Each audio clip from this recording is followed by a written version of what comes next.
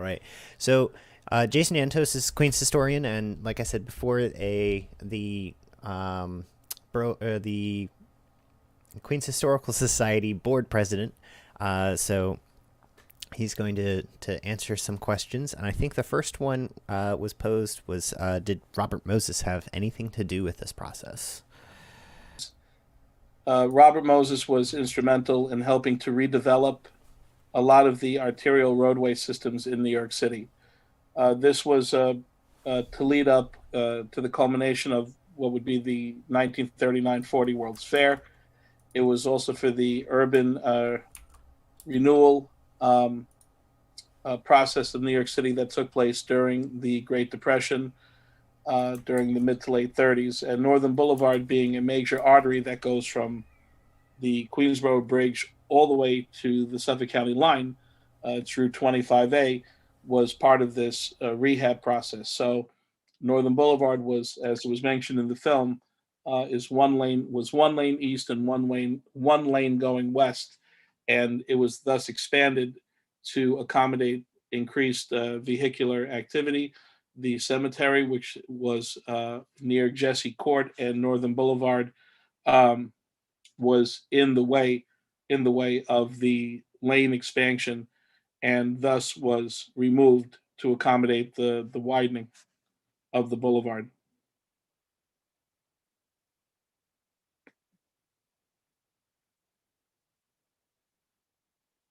Um, we have another question here. Did the Little Neck families appeal to their city council members? Currently or then? Uh, Both. Both. Okay. Sure. At that time, uh, the leader of the Matinecock tribe, who was Chief Wild Pigeon, had appealed to practically every elected official, local and statewide, to stop the widening of Northern Boulevard and to stop the desecration of the family cemetery.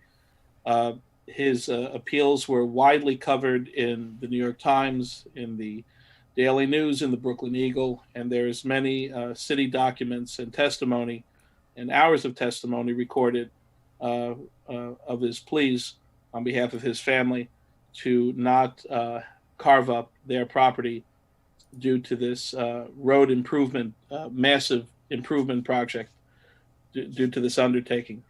Um, and as far as today is concerned, well, yeah, I mean, there's been appeals to elected officials to help with the landlocked situation of the house that's right off of Little Neck Parkway, which in those days was known as old what was the old House Landing Road, and that's just it's a very tough process because you have to do many appeals. You have to appeal to the city, to the Department of Buildings, DOT for the street. It falls under many different city organizations and state organizations. So yeah, there have been appeals made, but so far I don't think there's been a lot of movement in the right direction.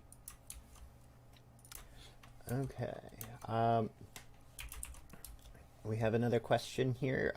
Do you feel that Eastern Indigenous peoples are gaining recognition, and do you feel that artistic works like this film can play a role in this for the future? Yes, the response to this film was very positive. This documentary is one of the best documentaries that I've seen, um, not just on Native American history or on local history, but in general. I mean, I thoroughly enjoyed this when I first saw it about several years ago. But yeah, no, I think it's gained a lot of recognition. I mean, I think through social media, through articles and research that people can access now from home via the internet, as opposed to physically going down to a library and research, and and where research can be done more remotely, and thus the access is greater. Yeah. So I think there is more recognition now, and a better understanding. I mean, there could always be more that needs to be done, and this type of documentary does play an important role because, um, I mean, who knew that there was even a Native American presence, in Eastern Queens, and this documentary really brought that to the forefront.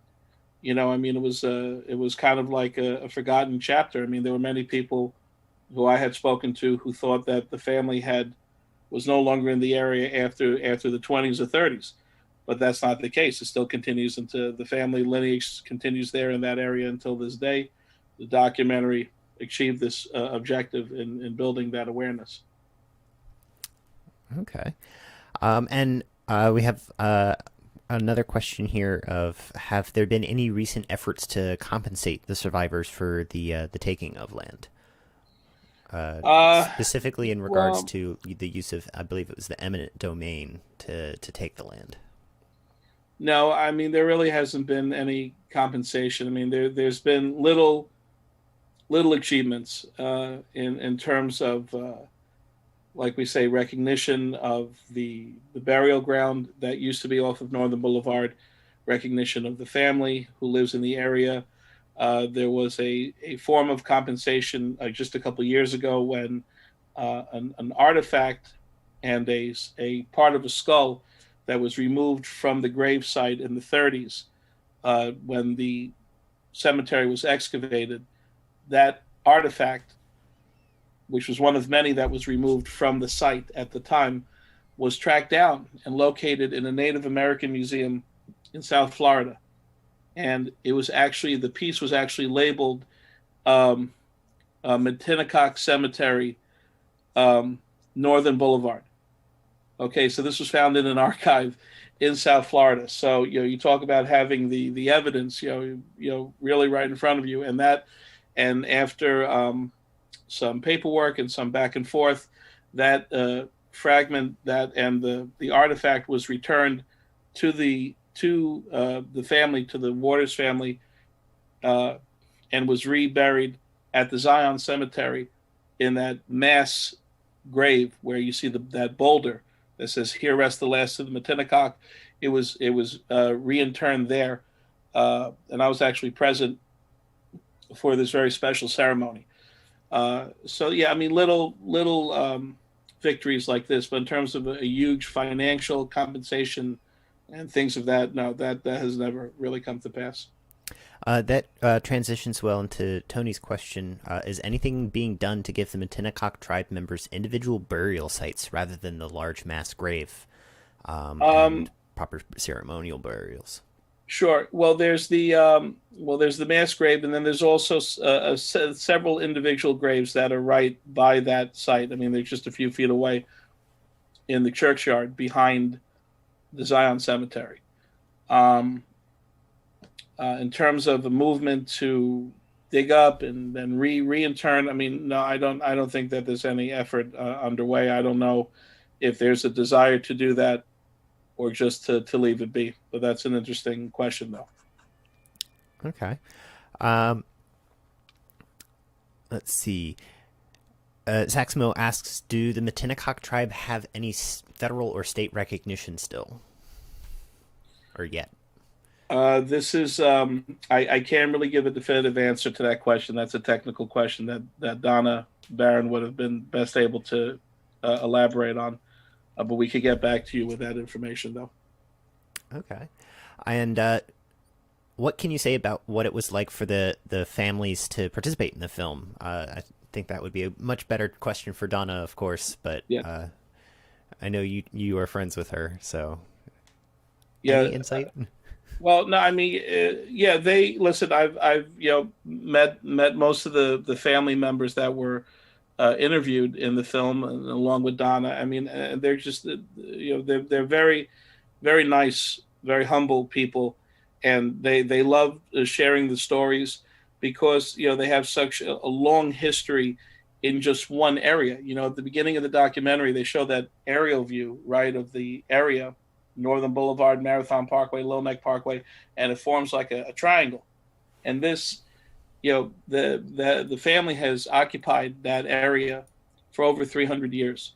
So they're very proud of their history, their lineage, and love to retell the stories for anyone who wants to listen, who wants to hear about that odyssey from the 1600s until now. So I mean, I can imagine that it was that's one of the strong points of this documentary is that um, everyone really goes deep into like their personal history and their experiences and their parents and their parents' experience through the decades, and really fleshes out the story for us.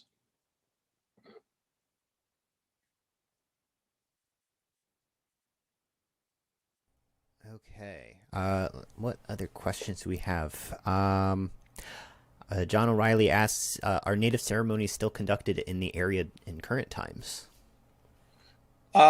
In current times, yeah, I mean there have been a couple. I mean there it's done during like a special event. So you have the powwow, the Thunderbird powwow, which is held usually at the Farm Museum, at the Queen's Farm Museum on Little Neck Parkway, not too far from where the family lives today.